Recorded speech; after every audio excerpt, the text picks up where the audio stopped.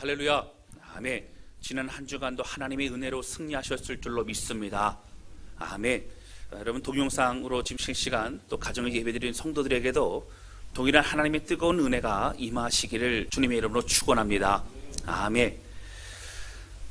여러분, 우리 이번 주간에요, 저는 교회 방역과 그리고 성도들의 신앙생활, 그리고 교회, 국가의 또 지침 속에서 또 많은 고민을 하는 그런 시간을 갖게 되었습니다. 코로나 사태가 장기화되면서 한 번도 경험해 보지 못한 어려움의 삶을 우리는 살아가고 있습니다. 많은 전문가들은 앞으로 코로나 이전과 같은 세상을 다시 오기는 어렵다라는 그런 예상을 내놓기도 합니다. 코로나는 우리 일상의 모든 것을 바꾸어 놓았습니다. 제 설교에도 늘 서론 부분에 코로나 이야기를 하게 되는 것은 우리의 모든 관심과 또 우리 삶의 영향은 코로나로 인하여 지금 우리가 움직이기 때문이라고 하는 것입니다. 요즘 SNS에 보면요, 이 코로나로 인한 여러 가지 글들이 올라옵니다. 그리고 또 그 글에 대한 여러 가지 의견들이 분분합니다. 또 언론의 기사의 댓글로 또 사람들의 분노와 힘겨움을 표출하기도 합니다. 그 가운데 교회에 대한 그러한 여러 질책들, 그리고 또 부정적인 의견들도 많이 있는 것을 보면서 참 힘든 시대구나라는 그런 생각을 하게 됩니다. 이 코로나로 인한 환경적인 어려움뿐만 아니라 또 기독교에 대한 시대적인 이 적대감 속에서 우리는 어떻게 살아가는 것이 합당한 삶입니까? 우리는 어떻게 살아가야만 합니까? 여러분, 이러한 주제를 설교 1시간으로 얘기한다는 것은 저희가 설교 시간 30분에서 한 40분 정도 됩니다. 거기에 다 담아내기는 쉽지는 않습니다. 특별히 또 작금의 현실을 바라보면서 전문가들의 의견은 여러 가지 의견이 분분하기 때문에 하나의 견해가 정답이라고 말하기도 어렵습니다. 그러나 적어도 성경에서 우리가 어떠한 시각을 가지고 바라보아야 되는가, 그리고 그런 명확한 답을 찾기는 어렵지만 그래도 적어도 우리가 이 땅에서 하나님의 뜻대로 살아가는 것이 무엇인가는 우리가 고민해보고 함께 나눌 수 있어야 된다고 하는 것입니다.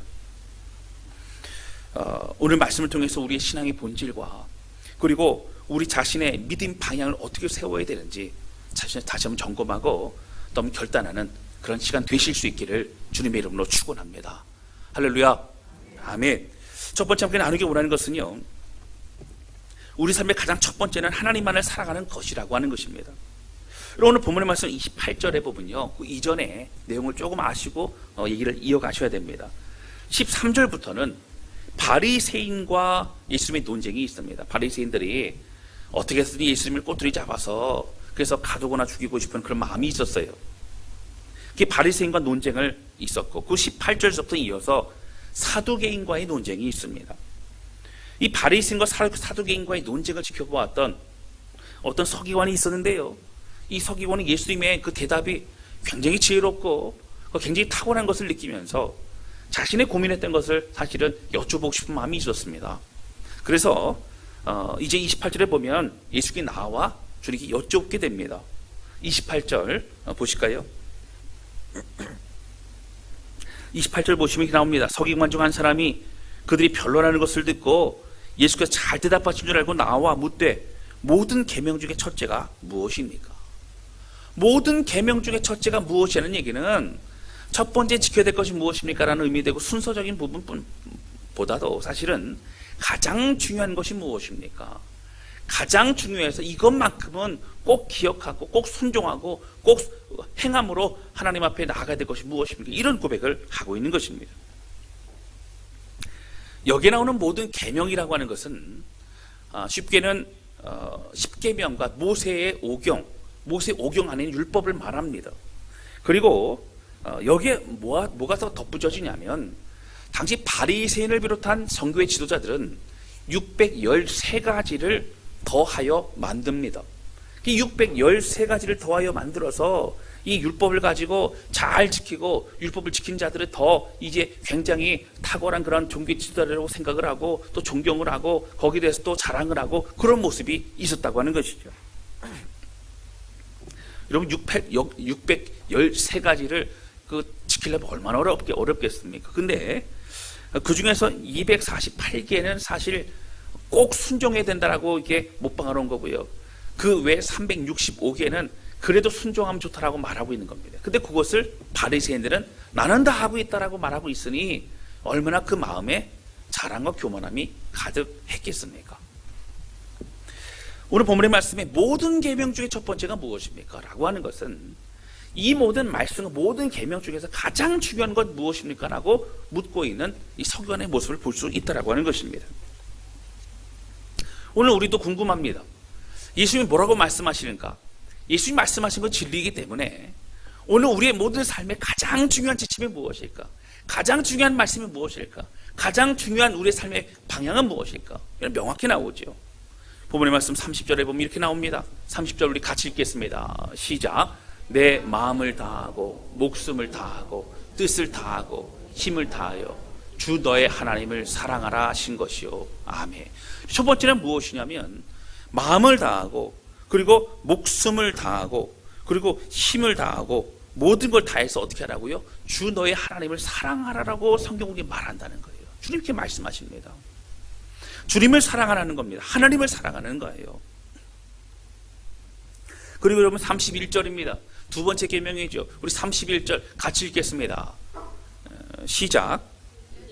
이것이니 내 이웃을 내 자신과 같이 사랑하라 하신 것이라 이보다 더 큰 계명이 없느니라. 아멘. 두 번째 말씀하신 게 뭐예요? 내 이웃을 내 자신과 같이 사랑하라 라고 주님 말씀하셨다는 거예요. 여러분 그러면서 이 두 가지를 명확하게 말씀하셨고 이 두 가지는 꼭 지키라 그렇게 말씀하셨다라고 하는 겁니다. 여러분 이것은 너무나 중요한 핵심입니다. 그리고 균형 잡힌 신앙 생활을 말하기도 합니다. 하나님만 사랑한다라고 하는 것 너무 중요하죠. 우리가 성경에 하나님만 사랑하라는 얘기는 다른 것에 마음을 빼앗기지 말라라는 그런 얘기입니다. 그러니까 하나님 중심의 삶을 살라는 겁니다. 그런데 여러분 하나님만 사랑한다고 하여서 그런 생각하에 가족이나 다른 이웃을 사랑하는 것을 약화시킨다면 이것은 잘못된 겁니다. 하나님을 사랑하되 하나님을 사랑하는 그 마음을 가지고 은혜를 가지고 이제 다른 이웃들을 받은 사랑을 가지고 나누어 주는 것이 우리의 삶이 되어야 된다라고 하는 것이죠.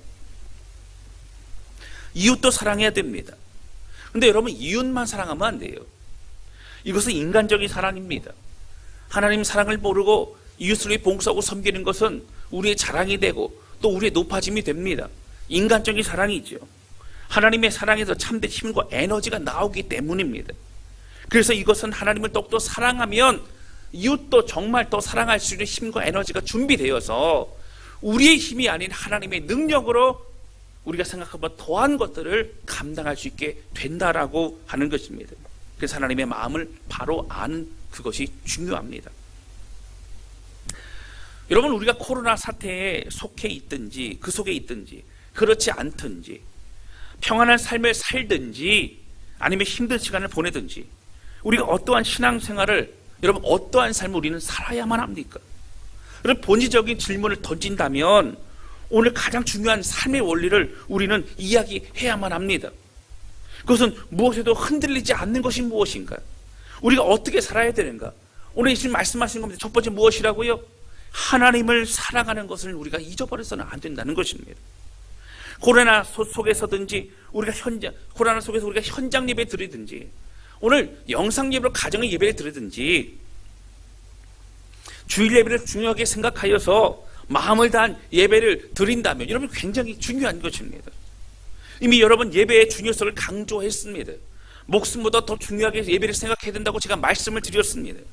개인 신앙과 영성을 강조하였기 때문에 우리의 마음을 다해서 하나님을 사랑하라는 이 계명은 여러분 우리가 다 알고 있는 사실입니다. 제가 여러분 이 5년 동안 그렇게 말씀을 드리고 함께 나누었던 내용이 바로 이런 내용입니다. 근데 여러분 왜 최선을 다해서 하나님을 사랑하라고 말하면 되는 것을 사실은 여기 보면은 굉장히 많은 내용이 나오죠. 마음을 다하고 목숨을 다하고 뜻을 다하고 힘을 다하여 주 하나님을 사랑하라. 여러분 왜 이렇게까지 강조합니까? 여러분 하나님을 향한 우리의 마음은 한번 마음을 들였다고 해서 그것이 유지되지 않기 때문이라고 하는 거예요. 하나님 향한 우리의 마음은 날마다 새로워져야 됩니다. 여러분, 날마다 새롭게 하나님께 예배할 수 있고 날마다 새롭게 하나님을 사랑할 수 있는 방법은 무엇일까요? 하나님이 날마다 주시는 은혜를 경험하는 거예요. 할렐루야. 하나님 날마다 공급해 주신 능력과 그 사랑을 우리가 깨닫는 겁니다. 그 능력과 은혜와 사랑을 가지고 하나님 앞에 고백하는 것이 우리의 사랑이 되어야 될 줄로 믿습니다. 그 새 노래로 여호와를 찬양하라고 하는 이 노래는, 그 구절들은요, 날마다 새 노래를 작곡하라는 것이 아니라 뭐예요? 삶에 함께한 하나님을 또 다르게 표현하고 또 고백하고 또 찬양하는 것이 바로 이 새 노래라고 하는 거예요. 하나님이 주신 사랑을 깨닫는 자가 하나님을 더욱더 사랑할 수 있다는 겁니다. 여러분, 이것이 우리의 사랑 되시기를 주님의 이름으로 축원합니다. 여러분, 사실 하나님의 사랑을요, 우리 인간적인 어떤 그 사랑의 관계, 연인들의 그런 사랑과 비교하기에는 너무나 사실은 좀 다르죠. 너무나 거룩하고 존귀한 게 하나님의 우리를 향한 사랑입니다. 생명주의까지 한 사랑이죠. 근데 여러분, 우리가 연인들끼리 같이 있을 때에 같이 있다 보면 여러분 피곤합니까? 지칩니까? 에너지가 고갈됩니까? 너무 오래되셔서 잘 모르시는 것 같은데, 여러분 사실 그렇지가 않죠. 헤어질 때 되면 어떻게 돼요?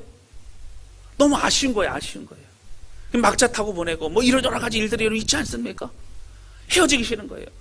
헤어지기 싫고 헤어지기 싫다가 어떻게 됩니까? 같이 살자고 하는 거예요. 같이 살자고 하는 거예요. 같이 살면 너무 행복할 것만 같은 거예요.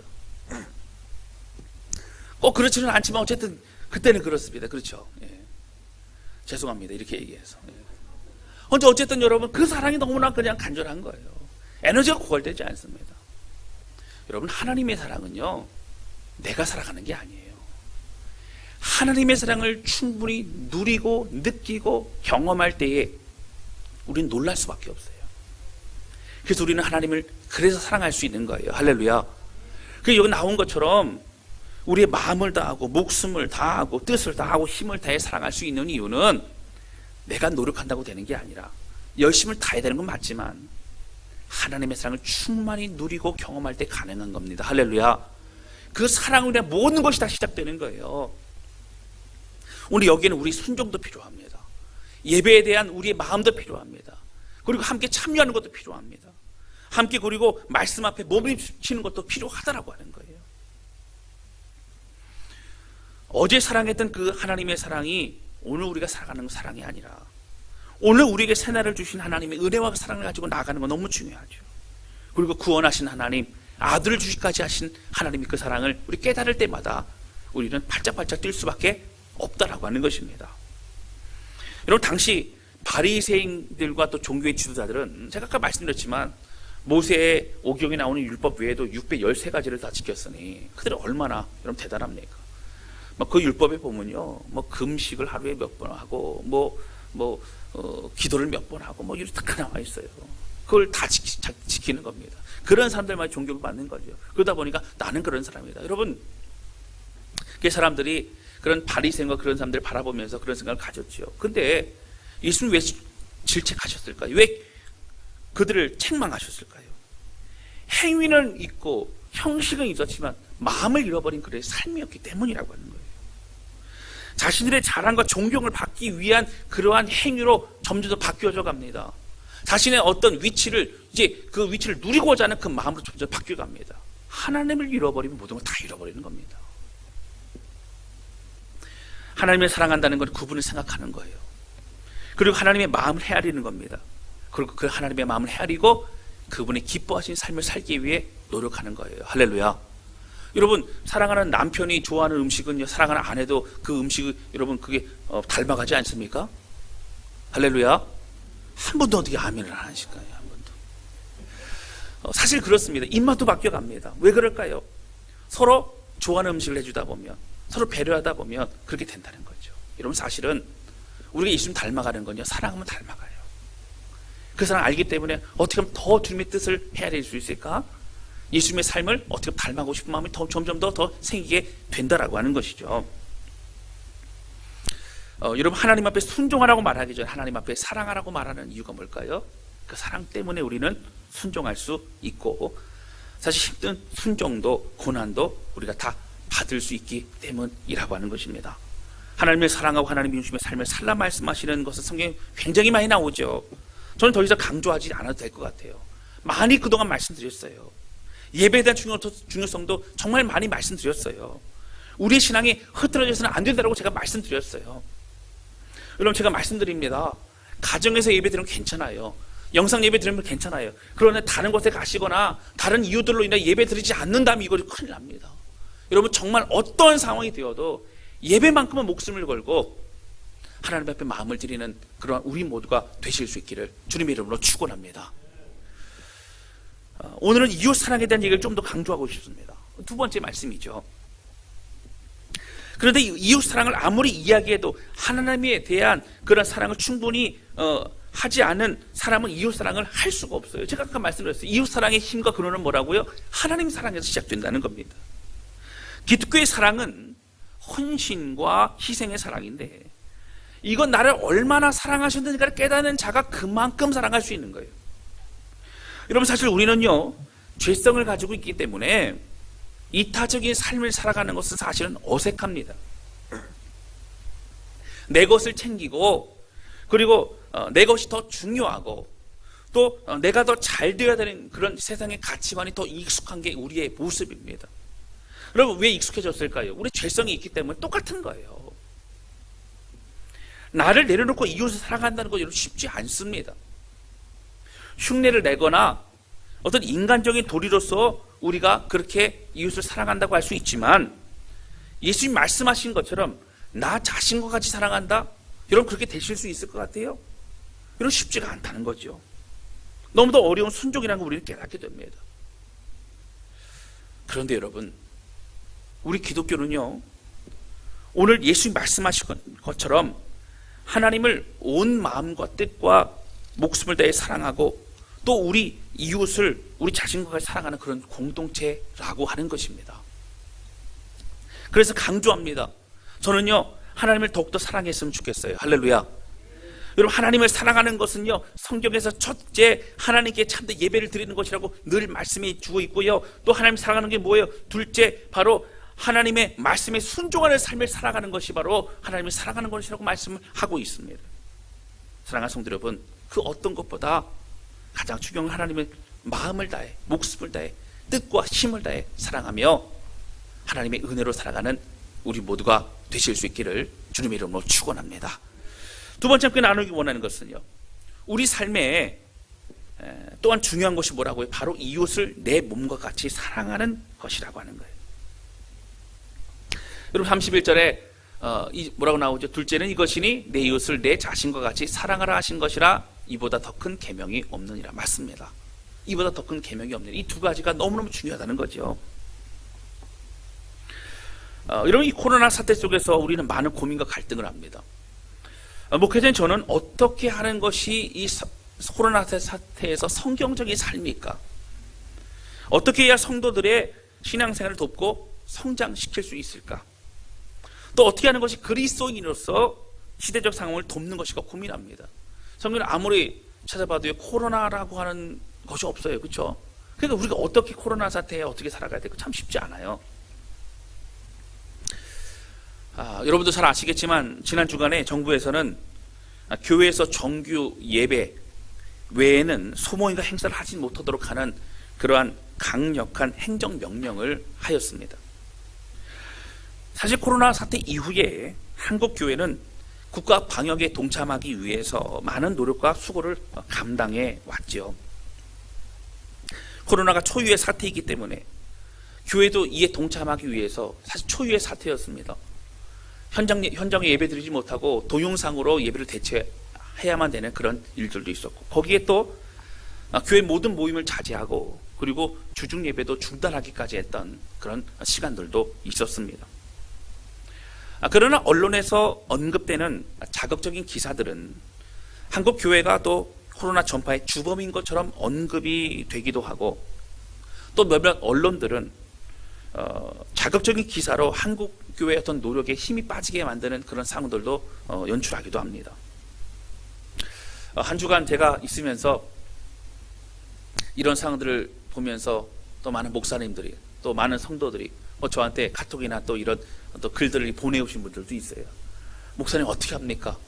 이거 좀 너무 억울합니다. 너무 좀 속상합니다. 뭐 그러면서 이제 그 어떤 그 정부에 대한 그런 내용들 또 어떤 뭐 그런 내용들에 대해서 설명하는 그런 글들에 대해서도 이렇게 올라온 그런 내용들도 제가 봤습니다.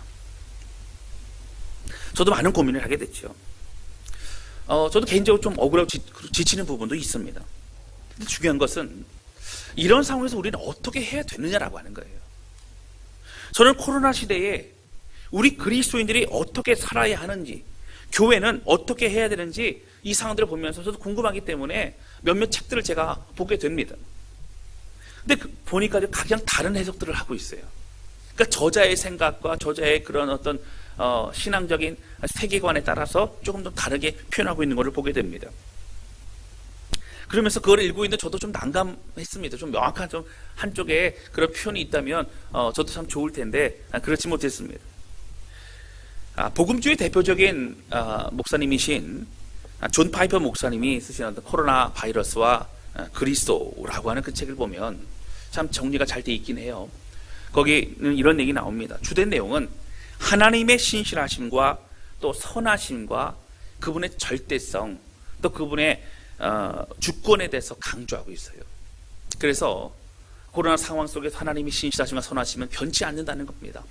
그 하나님의 그 신실하심과 선하심을 바라보면서 지금 당장 우리가 이해할 수 없고 지금 당장 우리가 좀 불평과 좀 고난과 고통의 시간이 있다 할지라도 하나님의 믿음을 가지고 온전히 마음을 들이면서 내가 해야 될 일을 바로 하는 것이 우리 그리스도의 삶이다. 이렇게 내용이 나와 있어요. 이런 맞는 얘기입니다.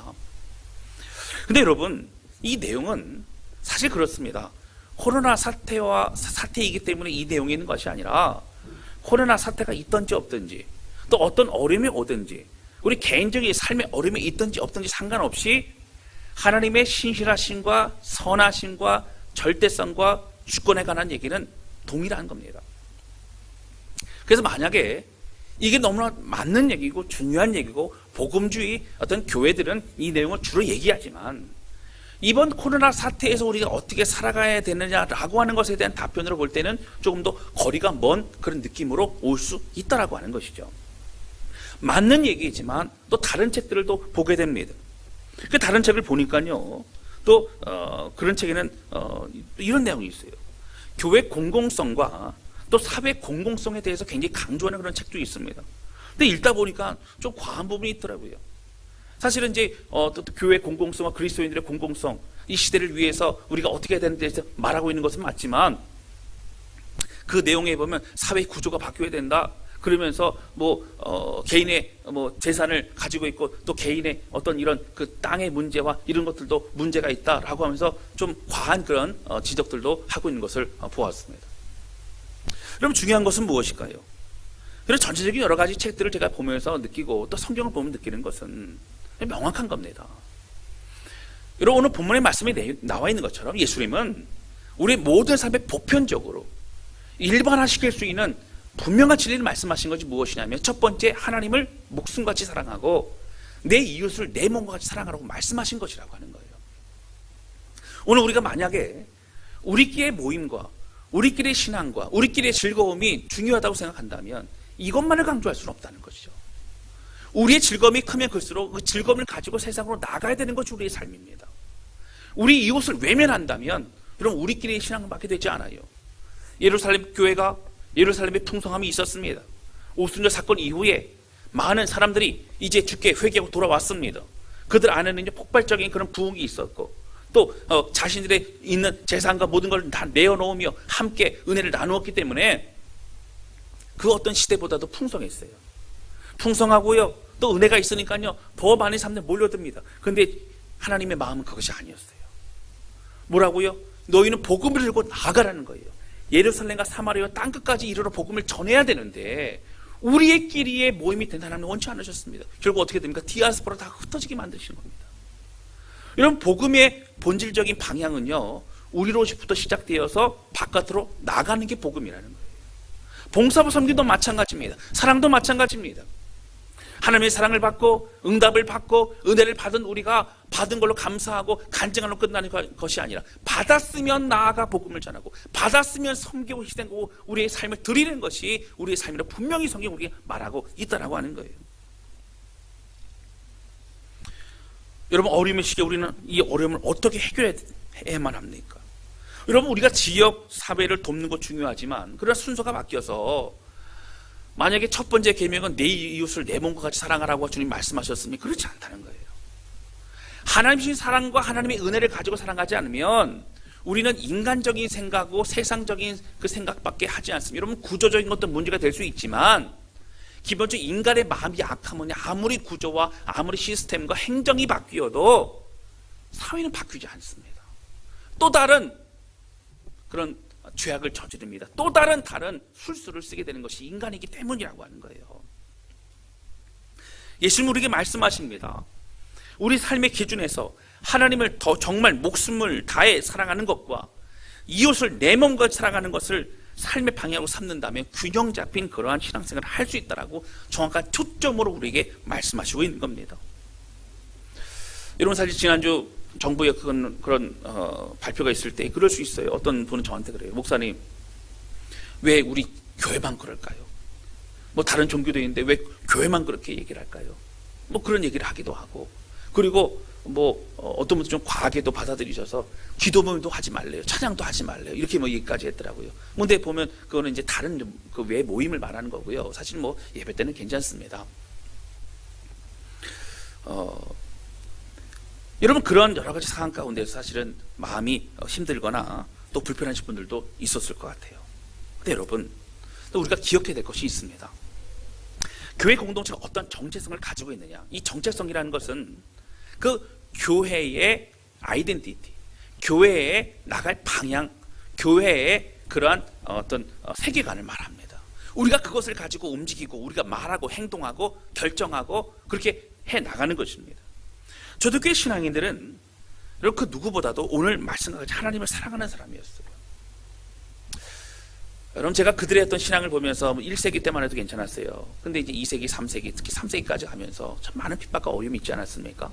제가 그 에베소 지역에도 가보니까 원정 경기장이 있는데 제가 말씀드렸을 것 같아요.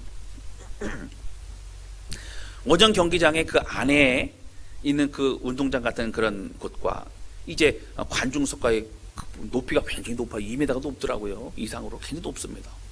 왜 그렇게 높이 되어 있는 걸까? 설명을 하는데요. 거기에 이제 사자를 풀어놓기 때문에 관중석으로 사자가 뛰어 넘어오지 않도록 하기 위해서 그렇게 한다는 거예요. 그리고 실제로 그 안에 이제 그 무대 뒤를 보니까 그 동물 우리가 막 있어요. 사자 우리가 있습니다.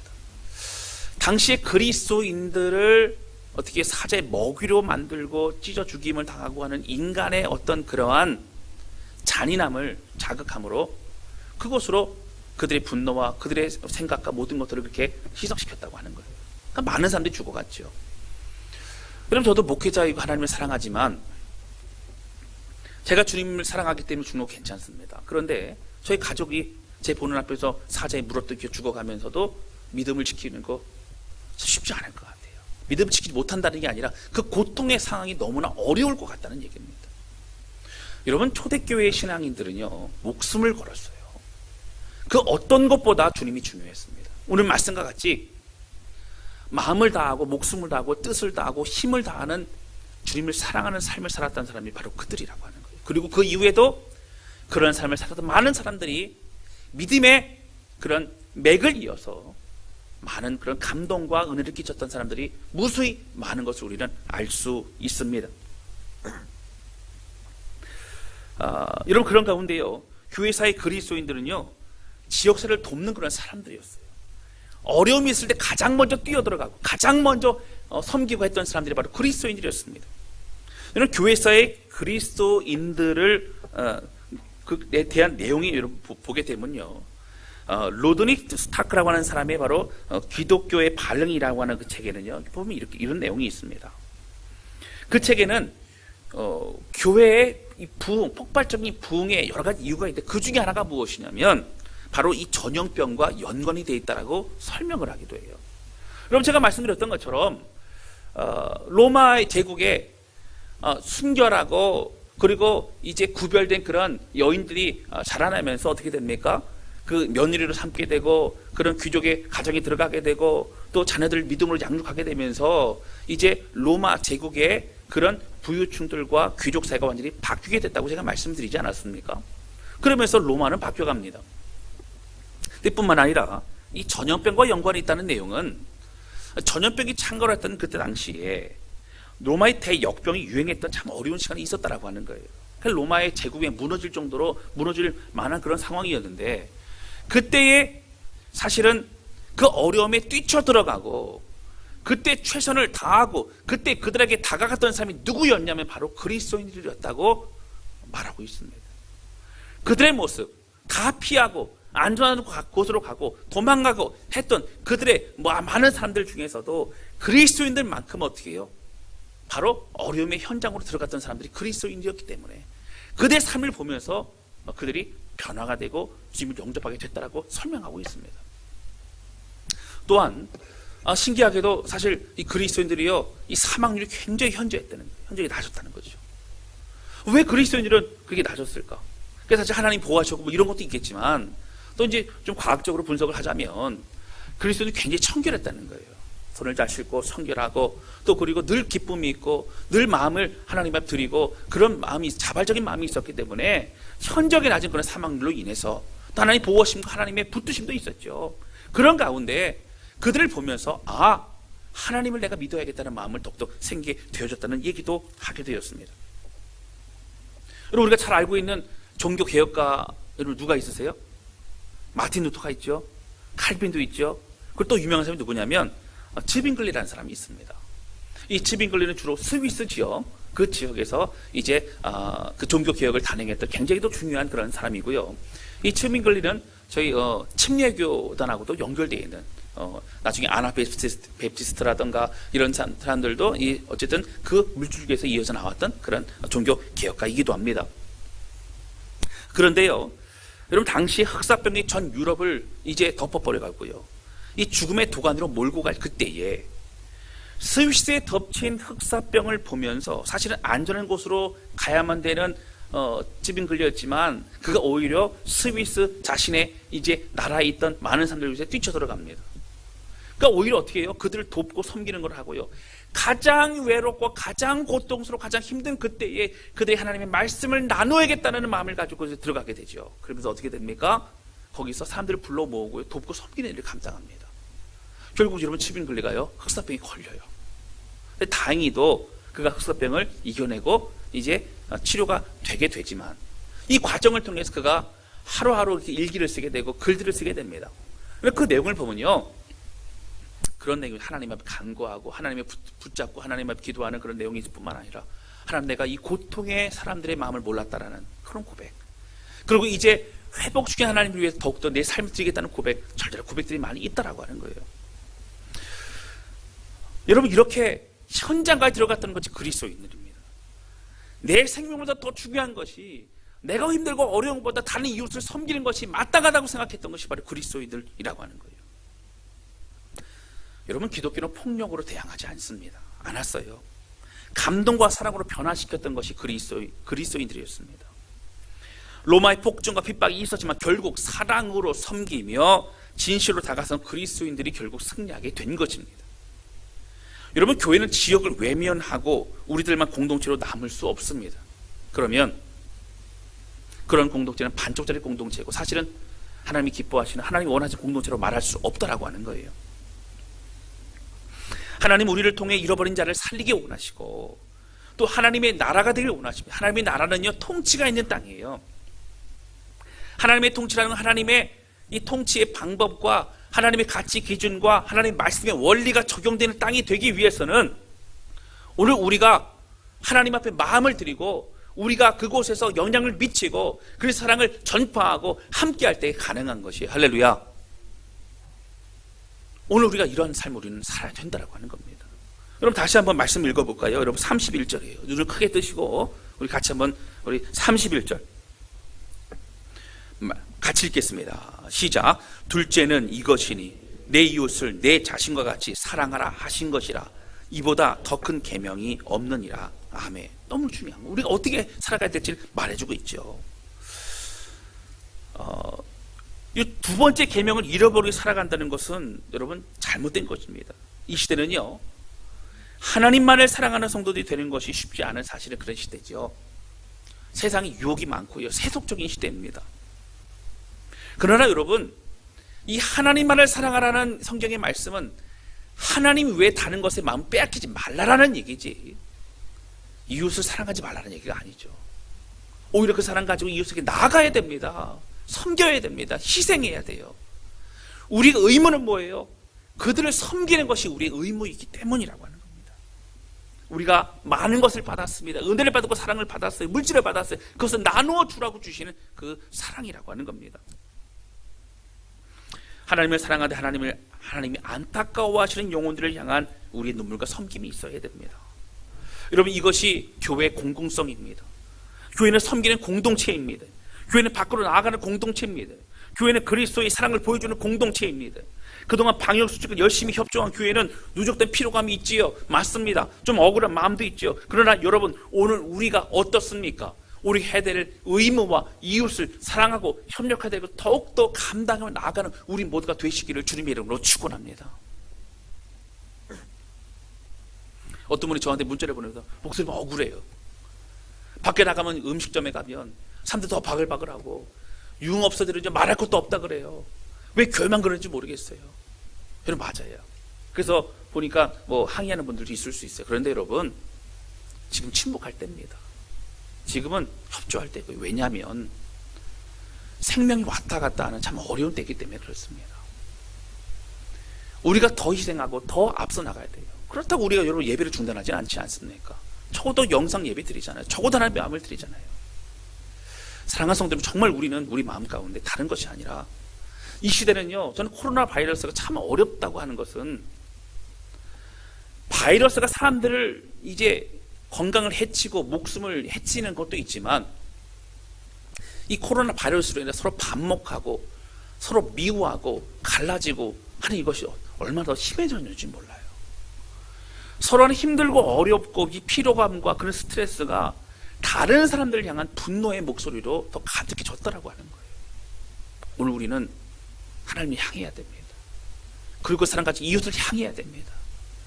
여러분, 판단하지 말고 더 섬기고 사랑하는 우리 모두가 되시기를 주님의 이름으로 축원합니다. 어떤 분은 그럴 수 있어요. 목사님, 그러면 이웃 사랑하는 구체적으로 어떻게 해야 됩니까? 그럼 뭐 각자 다양하게 적용할 수 있겠죠. 첫 번째는 우리 개인 방역과 또 철저히 국가의 어떤 그런 지책에 또 협조하는 것이 중요합니다. 그리고 또 철저히 우리가 기도하면서, 여러분, 기도는 중요해요. 질병관리본부 또 그 외에 또 많은 의료진들 위해서 우리 기도해야 됩니다. 또 백신과 치료가 빨리 개발돼서 기도해야 됩니다. 주변 힘든 자들을 여러분 위로해야 됩니다. 성도들을 여러분 격려하고 또 연락하고 함께해야 됩니다. 작은 우리의 인사와 작은 우리의 그런 관심과 섬김이 오늘 우리의 삶을 하나님 앞에 순종하는 자로 바꿀 수 있다라고 하는 거예요. 사랑하는 성도 여러분, 오늘 하나님 앞에 오늘 우리는 어떤 삶을 살아야만 됩니까? 여러분, 오늘 첫 번째와 두 번째로 말씀해 주는 예수님의 이 말씀은 변치 않는 진리라고 하는 거예요. 여러분, 이웃을 사랑하는 것이 손해가 아닙니다. 이것이 축복입니다. 우리가 당연히 해야 됩니다. 우리가 더욱더 섬기는 우리 모두가 되실 수 있기를 주님의 이름으로 축원합니다. 여러분, 미국이 어제 제가 오늘 아침 신문을 보니까요, 미국이 하루 확진자가 7만 명이 넘었대요. 굉장히 더 증가치 추세입니다. 하루 확진자가 7만 명이 넘어요. 브라질이라든가 여러분 러시아 뭐 이런 지역들도 대단합니다. 그게 다시 또 한국에도 대유행이 찾아올까라는 그런 걱정과 염려가 참 많이 있습니다. 그동안 어떻게 해서든 버티고 빨리 지나가기를 바랬던 많은 그런 자영업자들과 많은 사람들이 이게 지속된다면 더 이상 버틸 힘이 없는 그런 사람들도 많다라고 하는 것이죠. 여러분, 이런 때 우리는 더욱더 이웃을 섬기고 사랑할 수 있어야 될 것 같아요. 철저히 순종하고 철저히 함께 할 수 있어야 될 것 같습니다. 여러분, 우리에게 기쁨이 있어야 돼요. 그런 나눔이 있어야 돼요. 그러므로 함께 격려하는 우리 입술이 되어줘야 됩니다. 할렐루야. 예수님의 가장 중요한 우리의 삶의 지침은 하나님을 목숨을 다해 사랑하고 이웃을 내 몸과 사랑으로 말씀하셨습니다. 지금 사실 우리는 또 함께 마음껏 예배드리지 못하잖아요. 제한되는 게 있잖아요. 저도요, 마스크 쓰고 있으니까 성도들하고 또 얘기도 많이 못하고, 그리고 또 성도 이야기도 많이 듣지도 못하고, 그러니까 너무 답답합니다. 교회 식사를 하면서 함께 교제하고 또 신방도 마음껏하고 또 많이 또 교제하고 성경 공부도 하고 싶고요. 막 그런데 그런 걸 잘 못하죠. 그러나 여러분, 이럴 때일수록 이런 상황 가운데 우리가 최선을 다해서 내가 해야 될 것 무엇인가 고민해보는 건 중요합니다. 내적인 우리 신앙생활을 점검하고 어떠한 상황에서 흔들리지 않는 믿음의 삶을 살아가고 있는가. 여러분 점검해 보세요. 내가 예배드리는 마음만큼이 흔들리지 않고 있는가. 다른 곳에 마음 빼앗기고 우선순위 밀리고 있는가. 그러면 안 된다는 거예요. 우리가 정말 그리스도인 맞습니까? 목숨과 하나님 앞에 서 있을 수 있어야 된다라고 하는 겁니다. 오늘 이러한 삶을 살아가는 우리 모두가 되실 수 있기를 주님의 이름으로 축원합니다. 우리 교회 공동체는 이웃을 섬기는 공동체가 정체성임을 여러분 잊지 말고 최선을 다해 협력함으로 마음을 드리는 그런 우리 모두가 되실 수 있기를 바랍니다. 여러분 사단은요 또 그리스도인에게는 또 자꾸 악한 마음을 주고요, 반발하게 만들고 또 사회는 사회대로 이렇게 갈라지게 만들고요, 서로 비난하게 만들고 그렇게 손가락질하게 만듭니다. 여러분 손가락질 아니라 우리는 사랑으로 감싸야 되고요, 더 헌신해야 되고 더 노력해야 됩니다. 여러분 우리 기도가 하나님의 상달되어지는 그러한 우리 모두가 되실 수 있기를 주님의 이름으로 축원합니다. 이 시간 찬양 주 앞에 드리고요, 기도하는 시간 가졌으면 좋겠습니다.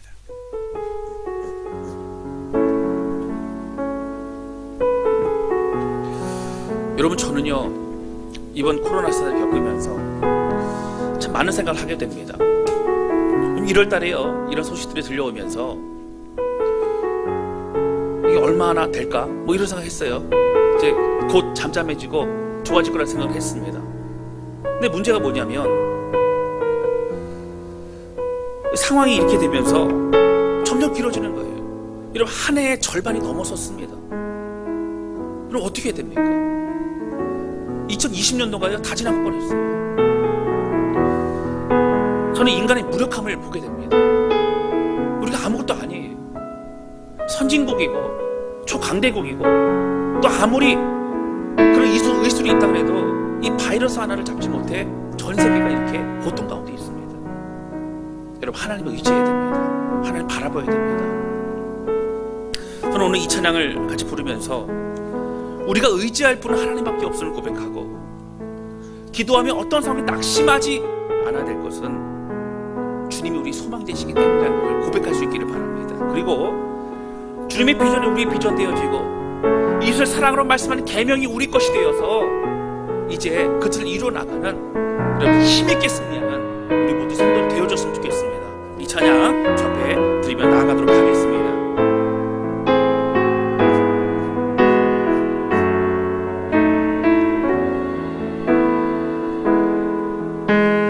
이 세상을 살아가는 동안에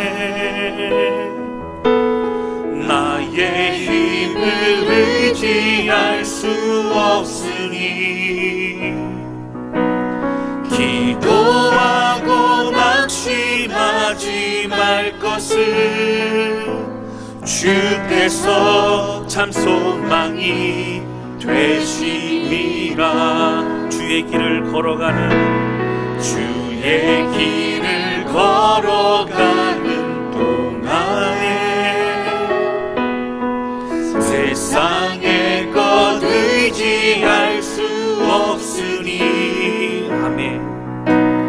감사하고 낙심하지 말 것을 주께서 참 기쁨이 되심이라. 하나님의 꿈이 나의 비전이 되고 예수님의 성품이 나의 인격이 되고 성령님의 권능이 나의 능력이 되길 원하고 바라고 기도합니다. 하나님의 꿈이 나의 비전이 되고 예수님의 성품이 나의 인격이 되고 성령님의 권능이 나의 능력이 되길 원하고 바라고. 우리 한 번 더 고백합니다. 하나님의 꿈이 나의 비전이 되고 나의 비전이 하나님 소원합니다. 되고 예수님의 성품이 나의 인격이 되고 나의 인격이 되고 성령님의 권능이 나의 능력이 되기 원하고 바라고 기도합니다. 이 시간 같이 기도하기 원합니다. 기도할 때 하나님 아버지, 이 코로나서 참 힘들고 어렵습니다. 막막합니다. 지칩니다. 그러나 하나님, 오늘 우리를 예수 그리스도의 십자가의 보혈로 우리를 그리스도인 삼아주셨고, 오늘 하나님의 자녀 삼아주셨는데 내가 무엇을 해야 됩니까? 오늘 명확히 말씀해 주신 것처럼 하나님은 어떤 상황에서도 하나님을 뜻을 다하여 목숨을 다하여 힘을 다하여 하나님을 사랑하기를 원합니다. 하나님 내 이웃 내 몸을 사랑하기를 원합니다. 하나님 내 마음이 새로워지게 도와주셔서 불평과 하나님 적대감이 아니라 오히려 하나님 사랑하며 섬기며 더욱더 낮아지는 경륜의 삶을 살기 원하오니 하나님을 통하여 주의 뜻을 이루어 주옵소서. 하나님 이 시대 가운데 그늘을 베풀어 주옵소서. 우리 간절한 마음으로 주 앞에 드리기 원합니다. 우리 같이 기도하시겠습니다. 하나님 아버지, 주님 고백하며 기도합니다. 하나님 절대적인 진리, 변하지 않는 진리, 오늘 두 가지 말씀해 주셨는데 하나님을 더욱더 목숨을 다하여 힘을 다하여 뜻을 사랑을 말씀하시다니 하나님 정말 사랑하기 원합니다. 모든 주님을 예배하기 원합니다. 하나님의 가운데 거하기를 원합니다. 하나님을 바라보기를 원합니다. 오늘 시간 말씀을 주신 주님 앞에 반응하기를 원합니다. 하나님은 그렇습니다. 오늘 우리 이웃들을 내 몸을 사랑하기를 원하오니 아버지, 똑같이 힘들어도 오히려 우리 힘과 능력과 사랑을 가지고 나아가는 믿음의 사람들이 있도록 붙여주고 역사하여 주옵소서. 하나님의 공동체는 섬기는 공동체요, 희생하는 공동체요, 헌신하는 공동체로 말씀하시니 감사합니다. 하나님 그렇습니다. 우리 삶을 통해 성령님 함께 해주셔서 오 하나님 홀로 영광 받아주시고 아버지 주의 은혜 가운데 서 있기를 원하오니 오늘 이 시대 더욱 협력하고 섬기며 희생하며 격려하며 사랑을 베풀며 나아가는 우리가 될 수 있도록 아직 아버지 붙드시고 인도하여 주시옵소서. 하나님 성도를 위로하여 주시고 주시고 보호하시고 우리 하나님 함께하여 주시옵소서. 하나님 아버지, 지난 7개월 동안의 시간을 바라보면서 우리 마음 가운데 사실은 두렵고 지치고 또 막막할 때가 참 많았습니다. 애쓰고 수고하며 국가의 방역에 협조하고 또 우리 힘들고 어려운 것들 마다하고 다른 사람의 기도 눈물로 마음을 드렸던 성도들이 있음을 고백합니다. 하나님 아버지, 간절히 고백하며 기도하오니 주님 함께 해주셔서 오늘 우리의 삶을 주 앞에 드리며 고백하오니 성령을 붙잡아 주시고 주님을 사랑할 뿐만 아니라 이웃을 사랑하며 그 은혜를 나누어주는 우리의 삶이 절대적인 진리 삶을 깨달아 어떠한 상황에서도 편찮고 주의 쓰임받는 주의 백성 될 수 있도록 역사하여 주옵소서.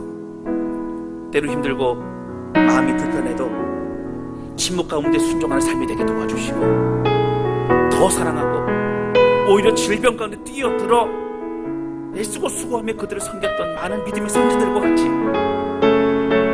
오늘 우리가 할 수 있는 최선을 다하는 믿음의 사람이 될 수 있도록 우리와 함께하여 주옵소서. 이미 예수님의 놀라운 그 사랑을 알고 있는 우리는 어찌할 바 모르겠습니다. 그 사랑 가지고 이제 나아갑니다. 섬기겠습니다. 더 풍성 은혜 가운데 거할 수 있도록 우리 하나님 역사하여 주옵소서. 주님 감사합니다. 예수님의 이름으로 기도하였습니다. 아멘.